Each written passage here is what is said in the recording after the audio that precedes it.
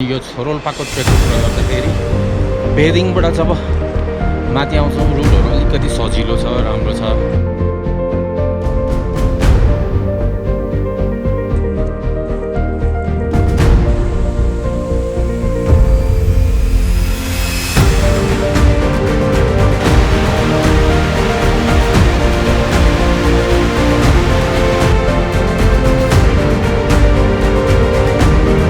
रमाइलो पनि छ, माउन्टेन्स यहाँ नजिकै पनि देख्न सकिन्छ।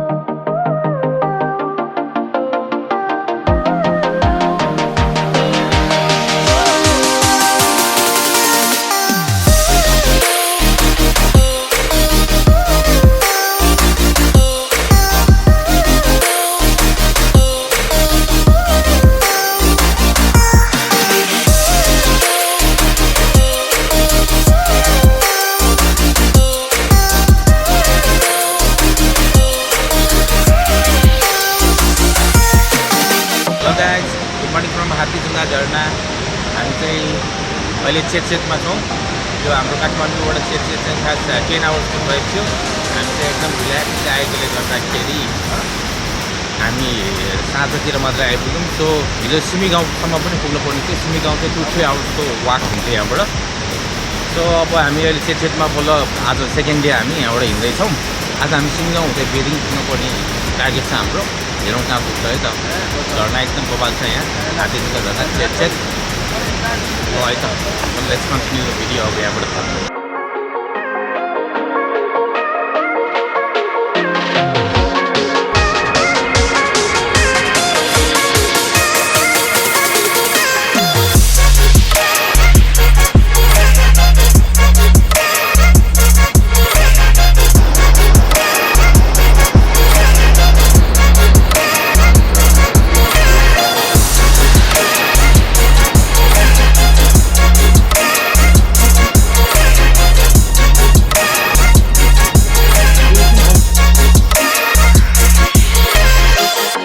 It took us 1.5 hours to reach Simigaon from Chetchet.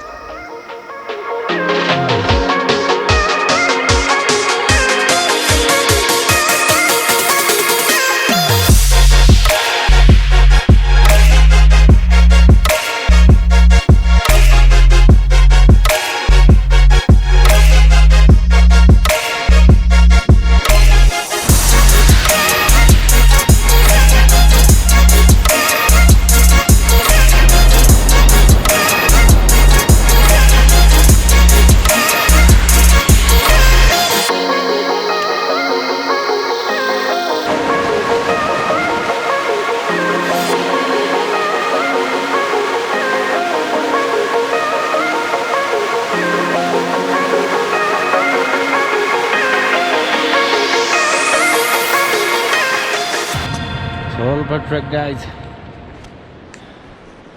उकालो चाहिँ निकै राम्रो छ, एकदमै भर्याङ छ। दामी उकालो छ। खुट्टा चाहिँ पहिल्यै प्रिपेयर गरेर आउनुपर्ने छ। यो ट्रेकमा आउँदाखेरि चाहिँ 1 महिना अगाडिदेखि एक्सर्साइज गरेर हुन्छ नि। चेतचेतबाट लगभग 12 घन्टा जस्तो हिँडेपछि हामी डोङनाङ आइपुग्यौँ। Morning from Dolakha. It's our day 3, 6:23 AM. हाम्रो टार्गेट आजको बेदिङ किना हेरौँ कति हुन्छ है त। कस्तो हुँदैछ फर्स्ट ट्रिप? नाइस। पेट्रोलिङ भन्दा माछामा पुगिन्छ, के फरक पर्छ? इन्जोय।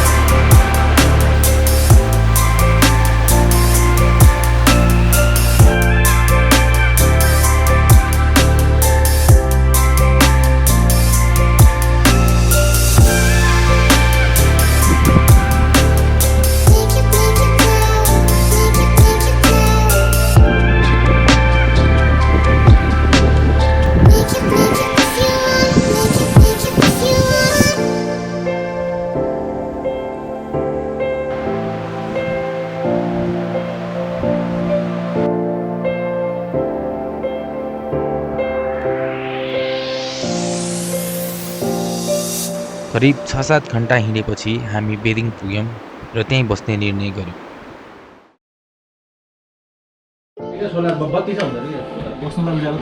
सोलर हुन्छ जसलाई बत्ती बालेर जानु परेन नेपाल पनि यार भाषा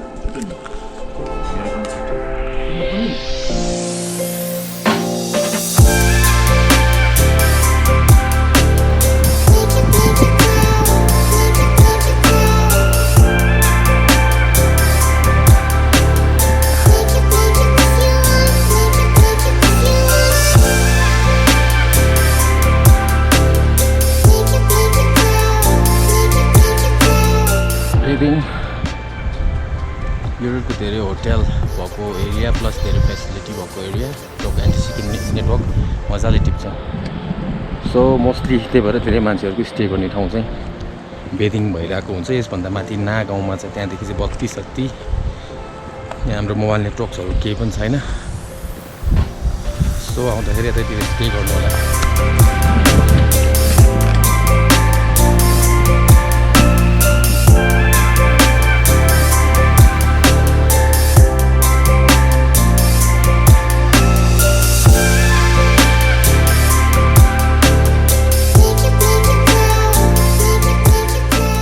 यो छो रोल्पाको ट्रेकको कुरा गर्दाखेरि बेदिङबाट जब माथि आउँछौँ रुटहरू अलिकति सजिलो छ, राम्रो छ, माउन्टेन्सहरू नजिकै देखिन्छ।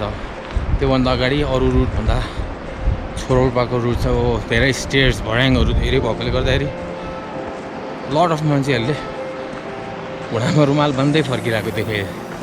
भर्याङहरूले लट अफ भर्याङ भएकोले गर्दाखेरि सबजनाको घुँडा दुखाएर फर्केका छन्। गाह्रो पनि छ, भर्याङ उकालो। आफ्टर बेदिङ पछि चाहिँ बाटोहरू अलिकति इजी छ, रमाइलो पनि छ, माउन्टेन्स चाहिँ नजिकै पनि देख्न सकिन्छ।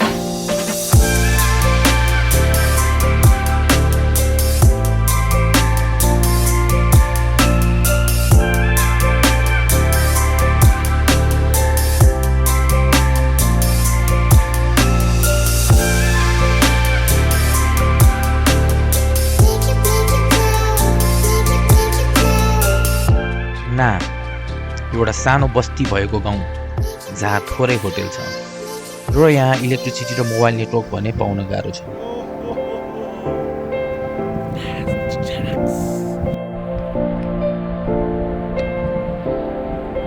ना गाउँ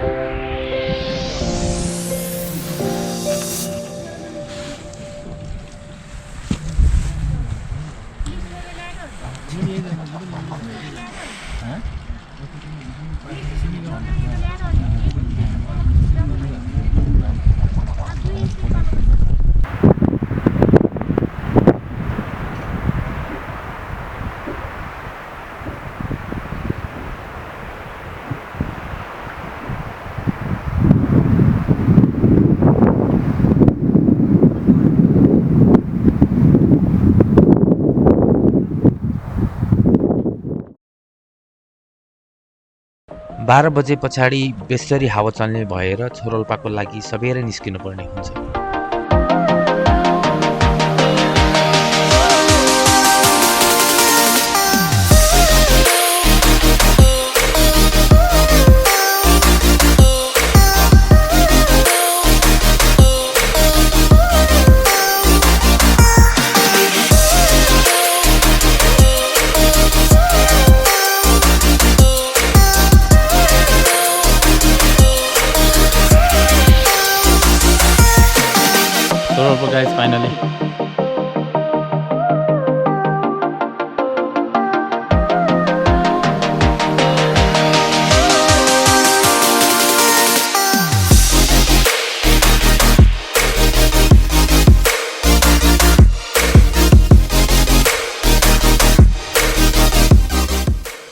छो रोल्पा तालबाट 2-3 घन्टा हिँडेपछि दुध कुण्ड रहेछ, जुन धार्मिक स्थल पनि मानिँदो रहेछ। बाटो भने पुरै पहिरोको बाटो हिँड्नु पर्ने रहेछ, and the route to Dudh Kund was quite difficult and quite risky as well. तर त्यहाँबाट देखिने दृश्य भने निकै मोहक नै थियो।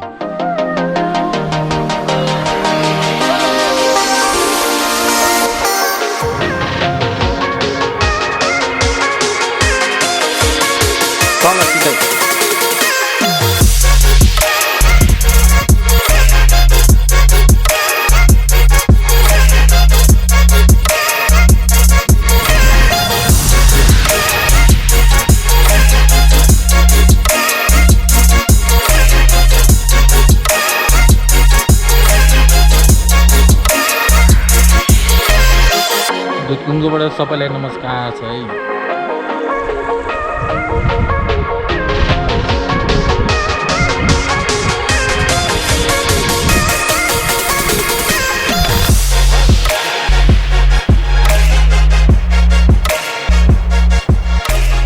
सो फाइनली दुधकुण्ड आइपुग्यो होइन। उयो बिस्कुट खाँदैछ केटाहरू।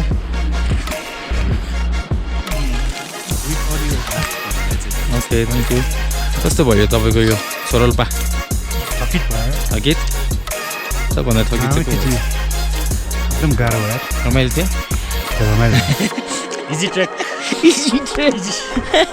What about you? No problem. No problem. यसको लागि त मेहनत म्याच।